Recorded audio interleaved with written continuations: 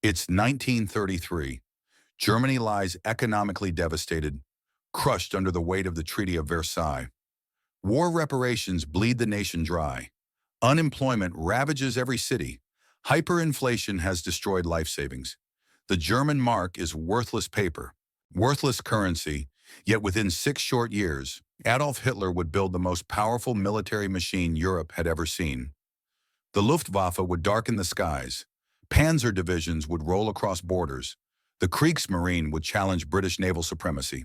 Military transformation contrast. This seemed impossible. The world watched in disbelief as a bankrupt nation transformed into a military superhouse.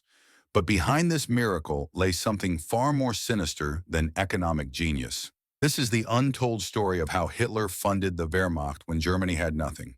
When Hitler seized power on January 30th, 1933, he inherited a nation on its knees. The Treaty of Versailles had strangled Germany systematically. War reparations demanded 132 billion gold marks. The German military was restricted to just 100,000 men. No tanks, no military aircraft, no submarines.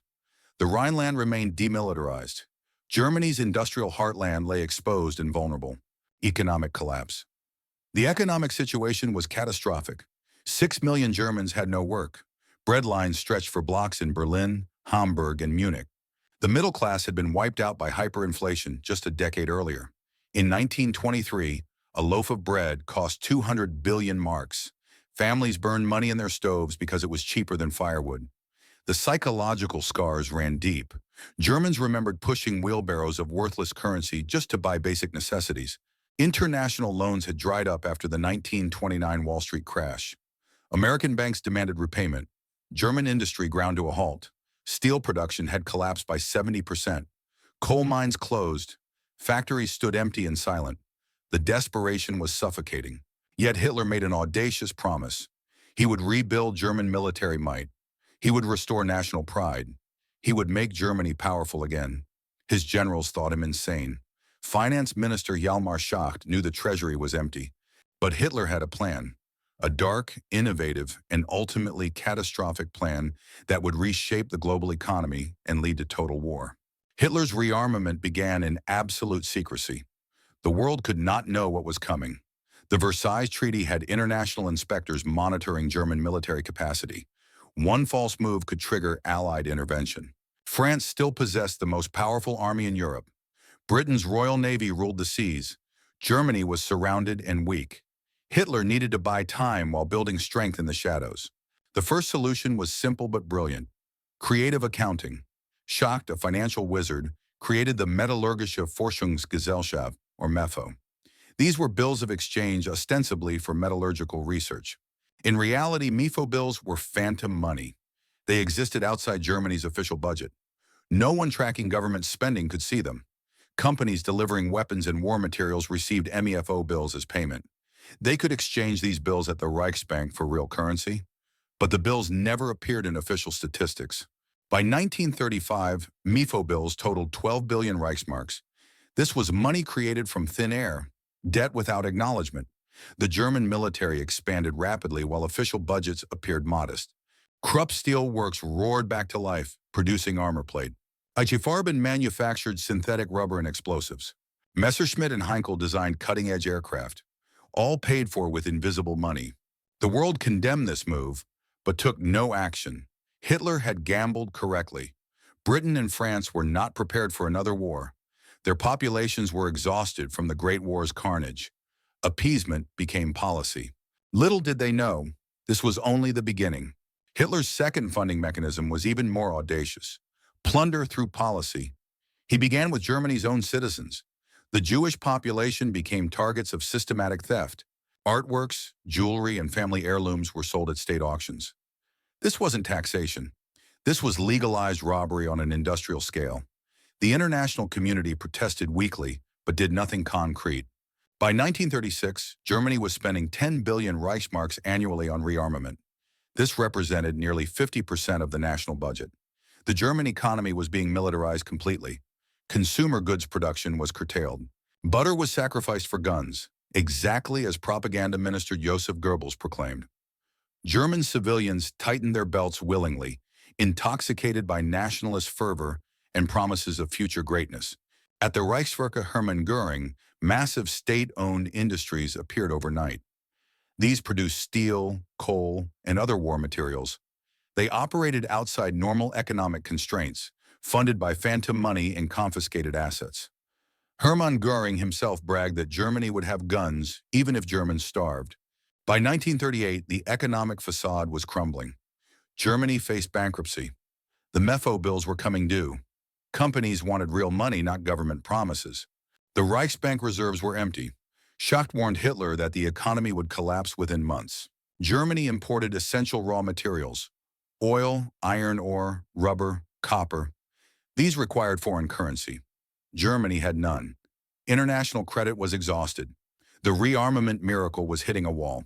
This gold was immediately shipped to Berlin and used to purchase raw materials from neutral countries: Swedish iron ore, Romanian oil, Spanish tungsten, all bought with stolen Austrian gold. But Austria's wealth barely covered 6 months of rearmament costs. Germany was a ravenous beast, consuming resources faster than they could be plundered. Hitler's eyes turned to Czechoslovakia. The Munich Agreement in September 1938 gave Germany the Sudetenland. More importantly, it gave Germany the Skoda Works, one of Europe's finest armaments manufacturers. Czech gold reserves, modern weapons stockpiles, and industrial capacity flowed into German hands. The Wehrmacht acquired 469 tanks, 500 artillery pieces, and mountains of ammunition without firing a shot. Still, it wasn't enough. The German economy was a Ponzi scheme requiring constant expansion. Each conquest had to fund the next. By early 1939, Germany was spending 23% of its gross national product on military expenses. This was economically insane and completely unsustainable. Göring's 4-year plan had failed to make Germany self-sufficient. Synthetic fuel and rubber production lagged far behind requirements. The Wehrmacht needed real oil, real steel, and real rubber. These had to be imported or seized. The crisis intensified throughout 1939. German foreign exchange reserves hit absolute zero in August. The nation was literally days away from economic collapse. Food rationing had already begun. Civilian morale was declining. Germans were working longer hours for frozen wages while goods disappeared from stores. The regime tightened its grip through fear and propaganda, but economic reality could not be wished away. Hitler made his final gamble.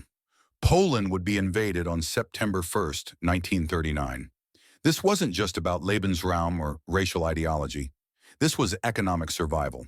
Poland possessed agricultural wealth, coal mines, and industrial centers. More critically, invading Poland would trigger the larger war Hitler needed to plunder all of Europe. Only through total war and systematic looting could the German war machine continue functioning. Against impossible odds, Hitler had built a massive military from nothing.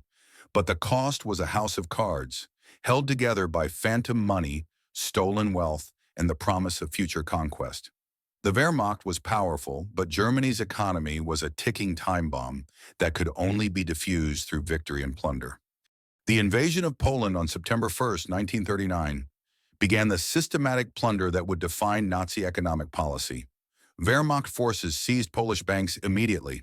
The Polish National Bank's gold reserves were captured intact. Industrial equipment was stripped from factories and shipped to Germany. Agricultural produce was confiscated from farms and distributed to German civilians.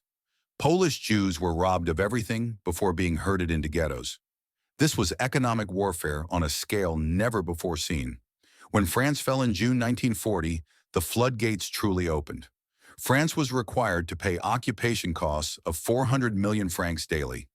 This was deliberately set at an inflated exchange rate that benefited Germany enormously.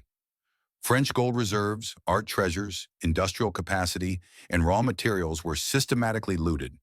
The Netherlands was forced to pay 50 million guilders monthly. Belgium, Denmark, Norway, each conquered nation had its wealth stripped and funneled into the German war machine. The occupied territories essentially financed the Wehrmacht. German soldiers were paid in local currencies printed in vast quantities, causing massive inflation in occupied countries, while protecting German civilians from economic hardship.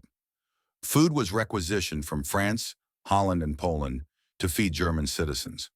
By 1942, over 40% of German food consumption came from occupied territories. French laborers were forced to work in German factories. The occupied nations were being bled white. Eastern conquest brought even more brutal exploitation. The invasion of the Soviet Union in June 1941 was explicitly designed as a war of plunder and extermination. Einsatzgruppen followed the Wehrmacht, seizing Soviet gold, art, and resources.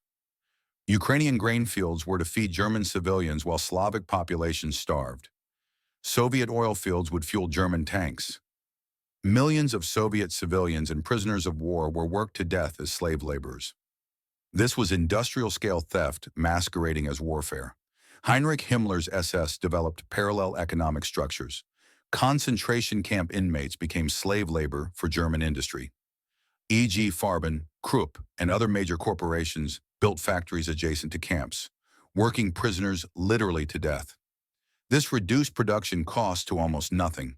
Jewish possessions seized during the Holocaust were melted down or sold. Gold teeth were extracted from corpses at extermination camps. Even human hair was collected for industrial use. The Holocaust was not just genocide, it was a criminal economic enterprise. By 1943, Germany had plundered an estimated 104 billion Reichsmarks from occupied territories. This was wealth on a scale impossible to comprehend. Yet even this wasn't enough. The Soviet Union proved impossible to defeat. American industrial might was overwhelming. British resistance never broke. The war expanded faster than Germany could plunder. Bombing campaigns destroyed German infrastructure. Oil supplies dwindled. Synthetic production facilities were targeted and destroyed. The economic house of cards began collapsing. Albert Speer, Reich Minister of Armaments, performed miracles of industrial organization. German weapons production actually peaked in 1944, despite Allied bombing. But raw materials couldn't be created from nothing. The Wehrmacht ran out of fuel. Aircraft sat grounded. Tanks were abandoned for lack of gasoline. Training of new pilots was curtailed to save aviation fuel. By early 1945, the German military was cannibalizing itself. The grand economic experiment had failed. Hitler's funding mechanism required perpetual victory and endless expansion. Once the tide turned, the entire system collapsed. Germany had built a military superpower on a foundation of theft, slavery, and phantom money. It could only exist through conquest. When conquest stopped, everything fell apart. By May 8, 1945, Nazi Germany lay in total ruins. The Wehrmacht had surrendered unconditionally. The economy that had seemed so miraculous was revealed as a mirage. Cities were rubble. Infrastructure was destroyed. Currency was worthless. Millions were dead.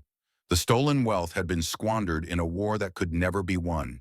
The human cost was beyond calculation. The Holocaust murdered 6 million Jews, with their wealth stolen to fund German aggression. Millions more Slavs, Roma, disabled persons, and others were worked to death or murdered. Occupied populations had been systematically robbed and starved. German civilians themselves had been sacrificed to Hitler's mad ambitions. The final casualty figures were staggering. Approximately 75 million people died worldwide because of a war fundamentally rooted in economic desperation and criminal greed. Post-war investigations revealed the full scope of Nazi economic crimes. The Nuremberg trials prosecuted not just military and political leaders, but also industrialists who had profited from slave labor and plunder. Hjalmar Schacht, the financial wizard, was acquitted of war crimes, but his reputation was destroyed forever. IG Farben was broken up for its role in manufacturing Zyklon B gas and exploiting concentration camp labor. Krupp executives were convicted of crimes against humanity for their use of slave workers. The stolen gold, art, and property have never been fully recovered. Swiss banks held billions in looted assets. Artworks stolen from Jewish families still surface in museums and private collections today. Families spent decades fighting for restitution. The economic crimes of the Nazi regime created legal and moral questions that persist into the 21st century. Historical analysis reveals Hitler's economic miracle was no miracle at all. It was a criminal conspiracy that temporarily masked Germany's insolvency through theft, slavery, and aggressive war. The system was designed to collapse unless Germany conquered and plundered the entire world. Economic historians now recognize that Nazi Germany was bankrupt from the beginning, held together only by increasingly desperate measures and stolen wealth. The lessons are stark and clear. Economic desperation can be weaponized by demagogues. Phantom money and creative accounting cannot substitute for sustainable economic policy. Wars of aggression and plunder ultimately destroy the aggressor. The cost in human suffering was incomprehensible, and the scars remain visible 8 decades later. This was just one of countless untold stories from the Second World War. The economic machinery that funded Hitler's Wehrmacht was built on a foundation of crime, deception, and human suffering. Understanding how this happened helps us recognize similar patterns and prevent such catastrophes in the future. Subscribe to the Empire Lab as we continue to bring these forgotten chapters of history back to life, because we must never forget how easily prosperity built on evil will ultimately collapse into ash and ruin.